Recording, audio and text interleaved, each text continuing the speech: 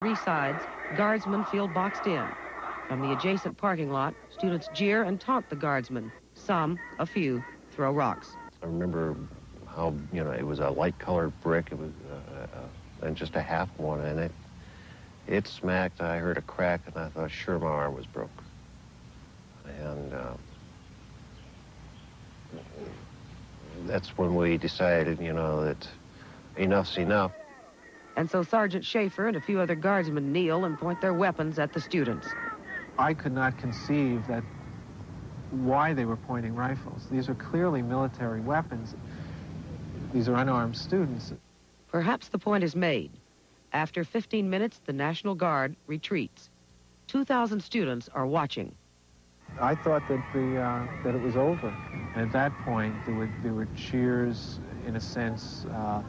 I think the students, certainly myself and Allison, felt that there was a small victory there. They were cheering.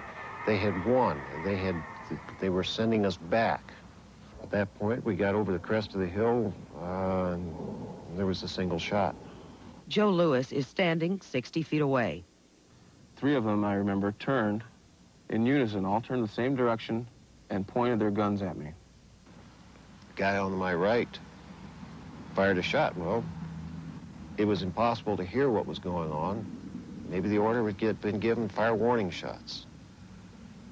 The guy on my right fired, so I figured, well, if he's firing, they must have given an order. I fired in the air.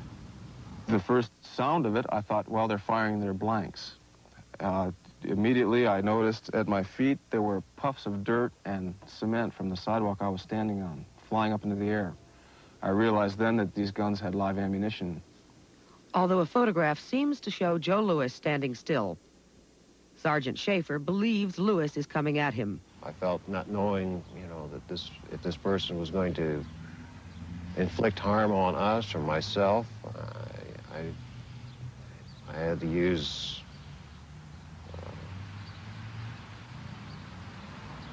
what abilities I had to stop this person.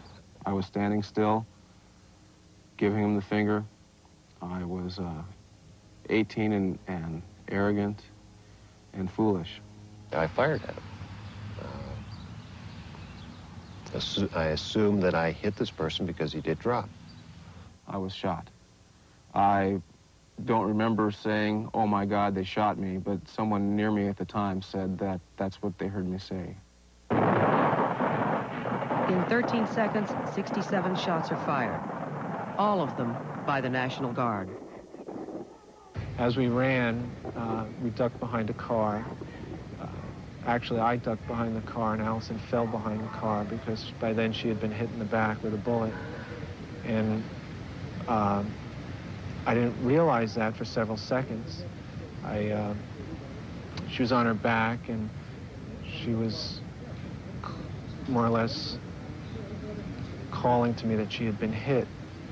And for a few seconds that doesn't register because she didn't believe that there was live ammunition in those guns, but it was clear that she was shot and badly, and she was losing consciousness, and I was helpless, holding her in my arms, watching her bleed to death. On the way to the hospital, Allison Krause dies. She is 19. Three other students, Jeffrey Miller, Sandra Scheuer, and William Schroeder, are also dead. 9 students are wounded.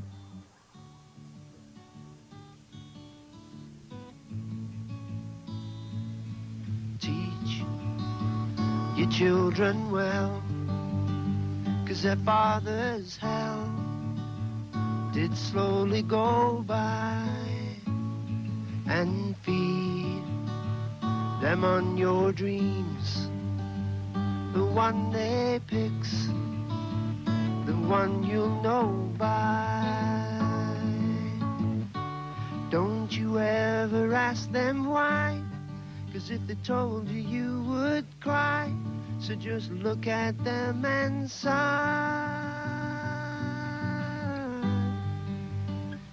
and know they love you.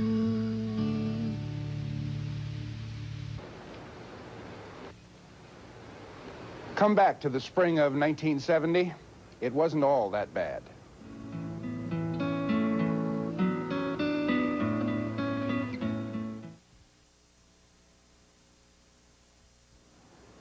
Welcome back to Our World.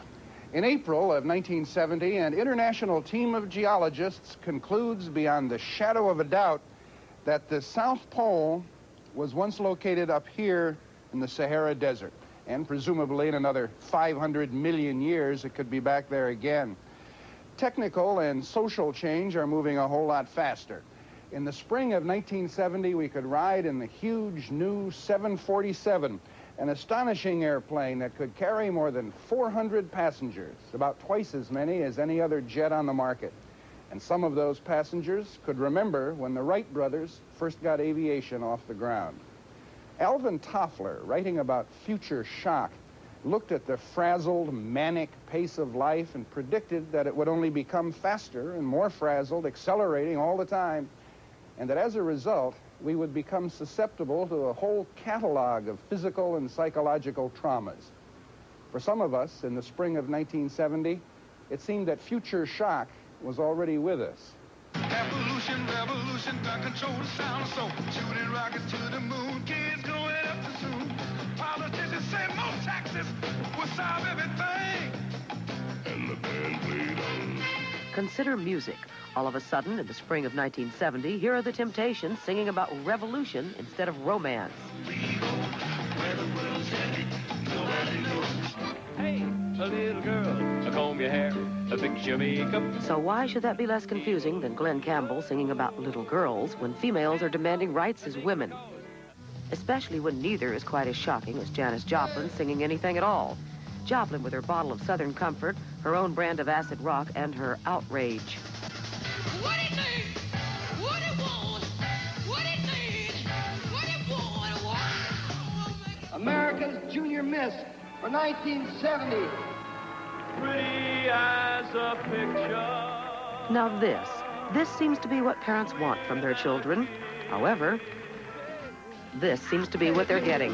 You can't always get what you want. At first, it might seem that future shock is just another way to say generation gap. But if that is the case, why then is Madison Avenue trying to sell skirts to men? Women are supposed to wear longer skirts, but after mini skirts confuse. It looked like just a long tree trunk or something walking down the street. Oh, I dig them. They're groovy.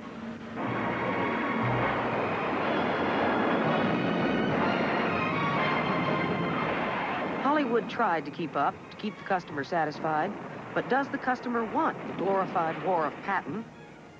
Tomo, you magnificent bastard, I read your book!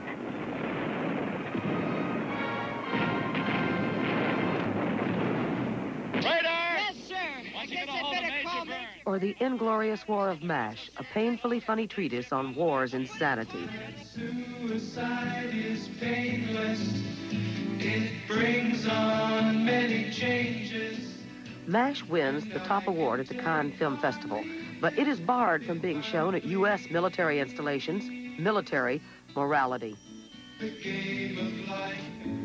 And what about the new morality? What is Hollywood to make of this? Is it enough to have Bob and Carol and Ted and Alice smoke marijuana? Maybe not. Our ears are beginning to get warm. Orgy! Have an orgy! Orgy! Orgy! Maybe they should all hop into bed together, too.